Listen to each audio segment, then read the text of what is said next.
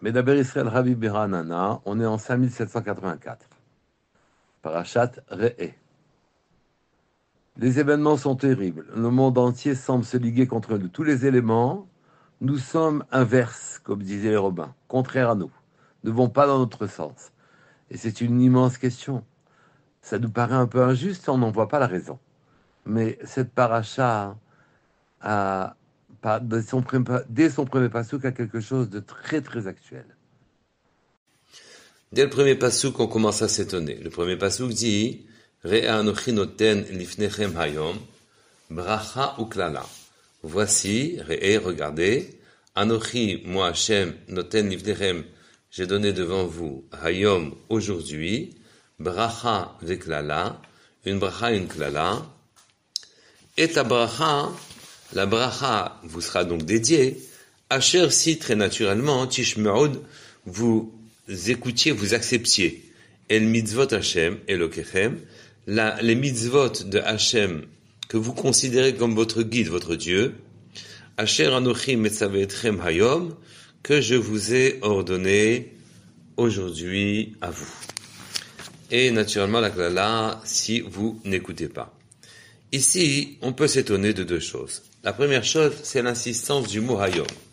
Quand on vous dit, regardez, j'ai donné lifnechem hayom, devant vous, hayom. J'ai donné, c'est comme s'il avait donné le jour devant nous. Bracha veklala, qui est synonyme de bracha ou de klala, de bénédiction ou de malédiction.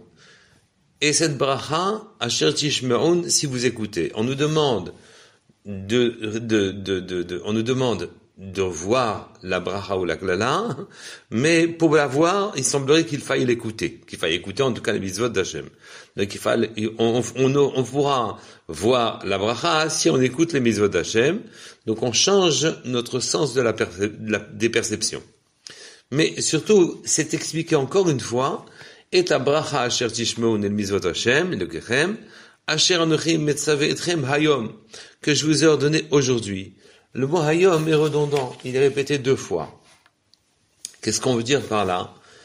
Le Rabbi, le Chemdat David, nous explique que il faut comprendre ce que c'est hayom. Hayom, c'est ce que Akadosh Baruch Hu nous offre tous les jours. Tous les jours, Akadosh Baruch Hu nous donne un jour.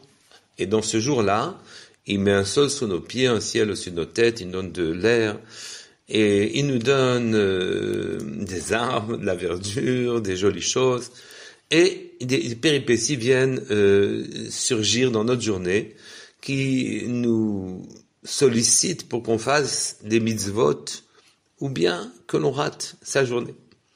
Et les Chachamim expliquent, Yom le Yom Yabia Omer. Un jour, il dit à l'autre jour, il explique à celui qui suit, chaque jour explique à celui qui suit, la journée qu'il vient de passer, et que donc il explique que tout ce que les tzadikim ont réussi à faire. Lui-même, la journée a proposé un décor magnifique, donc il y a eu tout ce qu'il fallait pour environner le décor, et puis il y a eu un incident, ou un accident, ou un événement, et à ce moment-là, on nous sollicite, cet incident, cet événement, nous sollicite pour que l'on fasse une mitzvah, ou que l'on ne fasse pas une mitzvah. Et chaque jour, Yom le Yom Yabia, chaque jour explique à l'autre jour ce que les tzadikim ont réussi à faire dans sa journée. Il en est très fier. Et pourquoi il en est très fier? Parce que si jamais la journée était ratée, si les tzadikim n'avaient pas fait de mitzvot, si jamais les éléments n'avaient pas été employés et utilisés pour pouvoir être comme des kelim, comme des instruments de mitzvot et de louange pour Hashem, alors à ce moment-là, la journée aura été nulle. La journée aura été nulle et non avenue. Elle aurait mieux fait de ne pas être vécue. C'est la raison pour laquelle le jour se vante au suivant des bienfaits que nous ont procurés les tzadikim. Mais pas seulement le temps bénéficie de ces bienfaits, mais tous les éléments du décor, les arbres, les fleurs, l'air, le sol, tous les éléments bénéficient et justifient leur vie. Pourquoi? Parce qu'un tzadik est venu, et dans ce cadre-là, il a réalisé ses mitzvot. Et donc, chaque jour nous est donné de réaliser les mitzvot. Et quand les mitzvot sont réalisés, le jour est justifié, le jour est inscrit pour l'éternité. Et si jamais, au contraire, les tzadikim ne font pas ce qu'ils doivent faire. Si jamais ils n'ont pas répondu à la sollicitation en étant de manière dans leur tzidkut, de manière tzadeket, comme il fallait. Alors à partir de ce moment-là, finalement, les éléments de la journée, qui sont des milliards, oui, j'ai cité les principaux, le sol, le ciel, les arbres, les fleurs, les gens, etc. Tout ceci est nul et n'aurait pas dû exister. Donc c'est comme ça qu'on peut comprendre ce que dit le pasuk ici. Quand il nous dit « Re'e anochi noten lifnechem hayom » je vous ai donné la journée, bracha ou klala, qui pourra devenir pour vous soit une bracha, soit une klala. Les éléments en question, c'est pas qu'il y a une bracha totalement séparée de la klala, une bracha séparée de la malédiction, c'est que les mêmes éléments, si jamais ils ont servi au tzaddik à accomplir une mitzvah, à se rapprocher d'Hachem, alors à ce moment-là, ces éléments deviennent pour la personne elle-même une bracha. L'air devient une bracha, l'air qui respire, le sol qu'il foule devient une bracha, les arbres qu'il voit, qui l'entourent deviennent une bracha. Et si Khalila à l'inverse, et jamais il faisait ce qui est naturel de faire, de suivre les préceptes de la Torah, mais s'il ne les suivait pas, c'est pour ça que c'est marqué Asher Yishme'un. Si vous les suivez, ce qui est de votre nature et ce qui est normal de faire. Mais si vous ne suivez pas les préceptes de la Torah, alors à ce moment-là, ce même jour-là, ces mêmes éléments-là deviennent une klala. Les arbres deviennent un danger, l'herbe devient glissante en quelque sorte, et puis des dangers beaucoup plus graves. Nos amis les goyim qui sont autour de nous risquent de nous rappeler que nous sommes tous des juifs. Voilà ce que le pasuk voulait souligner quand il venait et qu'il disait Re'e anochi noten lifnechem hayom, ce jour-là qui deviendra bracha ou klala en fonction de vos agissements. Mais on n'a pas expliqué pour quelle raison le pasuk commence par le mot Re'e, et vous verrez ou la bracha ou la klala qu'il y a une condition que vous écoutiez, que vous entendiez littéralement les ordres, la mitzvah qu'Akadosh vous a donné ce jour-là à faire. Ce jour-là, donc, l'événement nous a sollicité, nous donne une mitzvah à faire. Pourquoi on parle d'un sens de la perception qui est la riya, la vision, la vue, et ensuite de la shmi'a, l'écoute? C'est que, dans la normalité des choses, si Adam Arishon n'avait pas péché, alors à ce moment-là, on n'aurait pas eu besoin d'accepter, d'entendre, pour pouvoir voir. On aurait vu.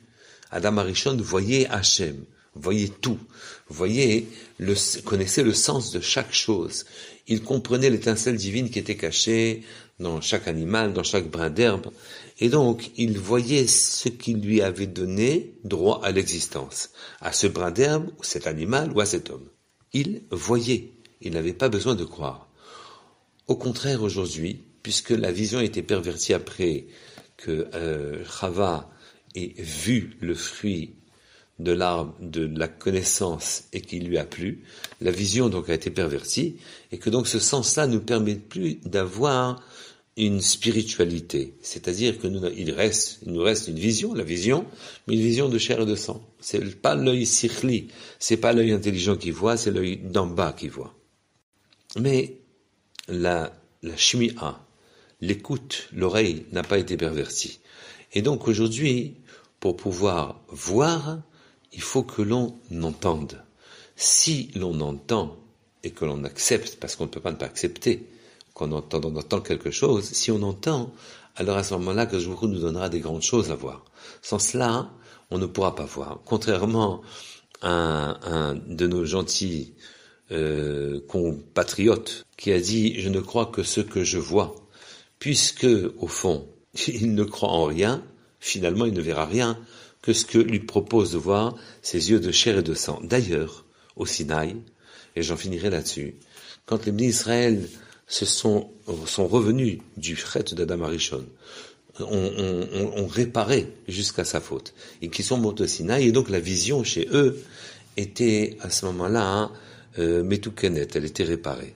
Alors ils ont pu, Raou et Takolot, ils ont pu voir les paroles d'Hachem. C'est-à-dire qu'en vérité les paroles d'Hachem, puisqu'elles venaient depuis le haut vers le bas, que tout ce qui va vers le bas est Midgashem. il se cristallise, il prend une forme pour devenir intelligible, compréhensible, visible par les hommes. Il devient un peu plus grossier, mais il est intelligible au moins. Et donc, il voyait les lettres des mots d'Hachem. Pourquoi? Parce que leur Reya s'était réparé. Bien sûr que nous devons souhaiter que notre Reya, que notre sens de la vision, de nouveau soit réparé et que l'on puisse voir, sans même entendre, voir directement les grandes choses d'Hachem. Mais je ne peux pas m'empêcher de vous dire combien vous devez tenir compte de ce que à chaque jour signifie. C'est marqué Re'e anochi noten nivdechem hayom. J'ai mis devant vous le jour. Le décor que j'ai chaque jour, il y a une mitzvah dans ce décor qui chaque jour doit être faite. Soyez attentifs, soyez vigilants et sauvez la journée, sauvez chaque jour pour vous. Et à ce moment-là, vous amènerez Mashiach. Shabbat Shalom Mevorach, Kol Tov.